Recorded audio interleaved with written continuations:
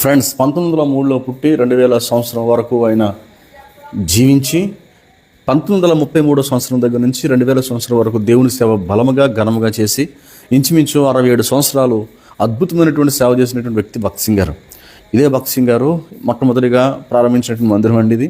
పంజాబ్ రాష్ట్రం నుంచి వారు నేరుగా ఆంధ్ర రాష్ట్రానికి వచ్చి హైదరాబాదులో ఒక ఉన్నతమైన మందిరాన్ని వారు స్థాపించారండి. విచిత్రం ఏంటంటే వారు పంజాబ్ రాష్ట్రంలో పట్టాభద్రులై ఇంగ్లాండ్ దేశానికి వెళ్ళి అగ్రికల్చర్ ఇంజనీర్ చేద్దామని చెప్పి వారు వెళ్ళారు. అక్కడ కెనడా ప్రాంతంలో ఉన్నతమైన విద్యను అభ్యసించిన తర్వాత ఫ్రెండ్స్తో సహవాసం ఆయన ఏర్పరచుకుంటే కొందరు ఆత్మీయ సహోదరుల యొక్క సహవాసమును బట్టి ఆ ఓడలో వారందరూ ప్రార్థిస్తుండగా భగత్ సింగ్ గారు కూడా మార్పు చెంది ప్రార్థనలో దేవుని ఆత్మచేత సంధించబడి ప్రభుని సొంత రక్షకుని అంగీకరించి తల్లిదండ్రులు లేఖ రాశాడు. మమ్మీ, డాడీ, నేను యేసుక్రీస్తు ప్రభువుని సొంత రక్షకుని అంగీకరించాను.